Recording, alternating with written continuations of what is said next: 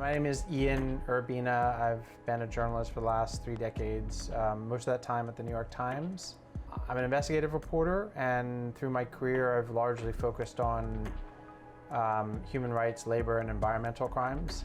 And the last 5 years has been largely focused on a series called The Outlaw Ocean, which is about lawlessness at sea around the world. So The Outlaw Ocean is an exploration journalistically, anthropologically, if you will, of this realm. And that realm is the sort of watery expanse that happens to cover 2/3 of the planet. And historically, we've thought of that space as sort of this vacant void, different shades of blue that we fly over. Most of us just fly over it, or we visit on the shores at the beach in the summer. But what I wanted to do with the series was reimagine that space and put a focus on quite especially the people that work out there at sea. There are about 56 million people who work offshore. And I want to just look at the diaspora transient tribe of people that traverse that space, what their life is like, what their language is like, what their experience is like, indeed even what, quite especially, crime looks like, what their rules and etiquette are like.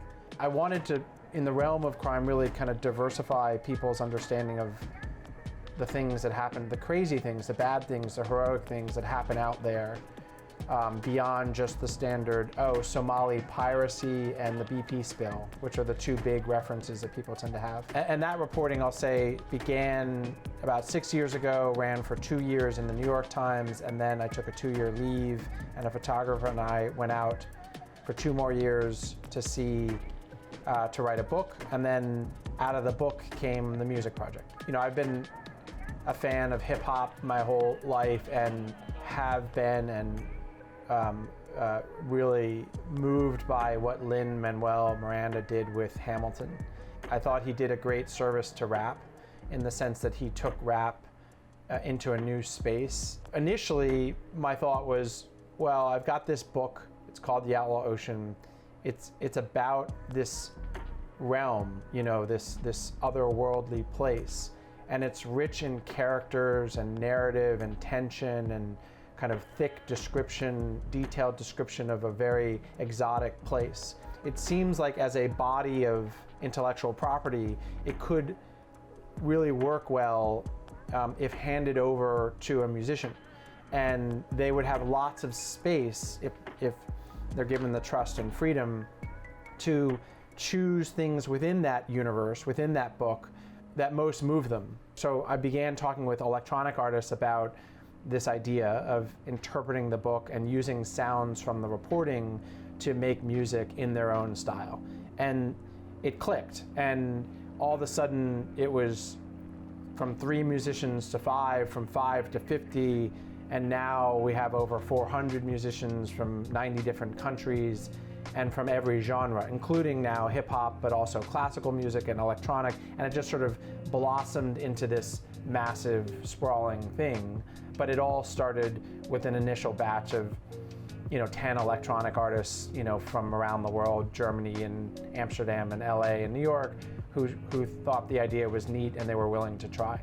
And the music project was an experiment in alternate forms of storytelling, sort of an experiment in translation, where we were taking written stories and translating them into music with help from musicians. It was also an experiment in other ways, in alternate ways of trying to finance and fund this very expensive type of journalism. It was an experiment to see if we could build a model in which we could scale it up to a huge degree and involve musicians from lots of different countries and lots of different genres in a collaborative sort of way, where we were all building off of each other's creativity and momentum and online traffic.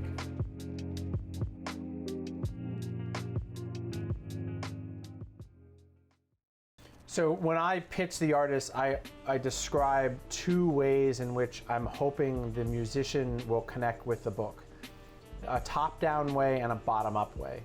The top-down way is I want them to engage with the book read all of it, read some of it, whatever they can and want to do, but engage with it on a top-down sort of emotional way. So, hey, you musician, take a look at this book, find stuff in it that really moves you, grabs you, really focus on the emotion of it all, and then start thinking about what does a song sound like that corresponds with that emotion. To some degree, it's akin to scoring a scene in a movie, right? This is a soundtrack for a book in much the same way that a soundtrack for a movie is meant to provide music that amplifies the emotion of that scene.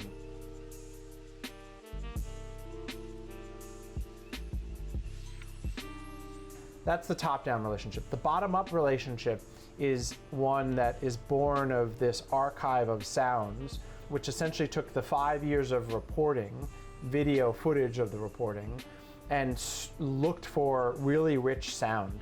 Now, the rich sound can either be ambient or it can be prose. So the ambient sounds are things like that have texture, that have beat to them. So think about machine gun fire in Somalia, or chanting Cambodian deckhands on the South China Sea. These are things that have their own rhythm to them, and they're rich, interesting sounds that grab you.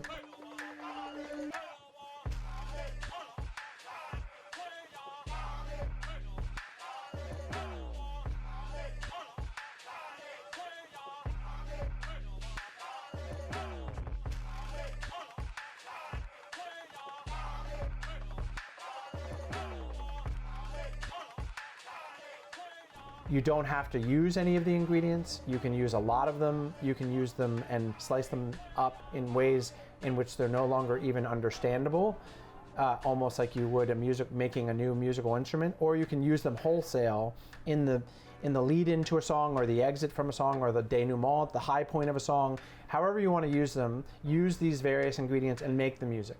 And so that's what I offer and invite them to do.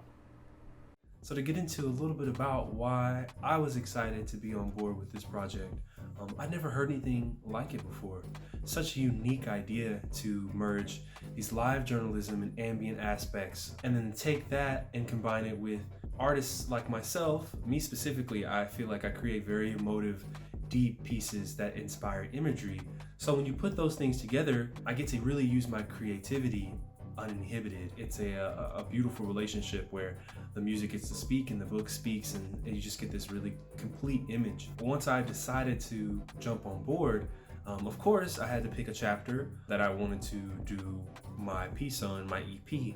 I'm a pretty positive person, so I didn't want anything with like a super sad, deep, ending where it just like, things just didn't quite work out. But as I was scrolling through it, I found my chapter, which is the name for the EP, The Next Frontier. So I went through it and I found it, and it was just about these efforts from the Greenpeace movement. And so I was super, super excited because I felt connected to this. It was like my first opportunity at this sort of musical activism. It is central to our lives. For the sake of our oceans, our climate. One of the things with this project I wanted to do was think about getting at a different demographic of people, and also getting at people in general in a different way. And so a lot of folks, my son included, are learning about issues through an alternate way, say, such as comedy, right? Such as on YouTube. Or they're learning about places and people and things through alternate platforms like Spotify, right? Or Pandora, or Amazon Music, or whatever, music platforms. And granted, they're not getting full structured 3,000-word New Yorker stories, but they are getting dabblings of things and places that then send them down a path to learn about what was that rapper or that classical musician referring to and then off they go. I think if journalism of the type that I was doing at the New York Times is going to survive, then we need to really be thinking more about how to get at those very audiences, like my son, and where are they already? Go to their watering holes, don't just try to invite them to our watering hole. Figure out where their watering holes are and bring information to them in the form that they might consume it. If the experiment goes right, then they go off looking for more about that, either in your song or through other means, but now they're curious to know what is that referring to. If you take on the assumption that most people are curious, and a lot of that curiosity is channeled on the internet, and if you lay the breadcrumbs for a short path between the journalism and the other thing that you're giving them, in this case music, if it's not a long path, then most likely they'll follow the breadcrumbs back.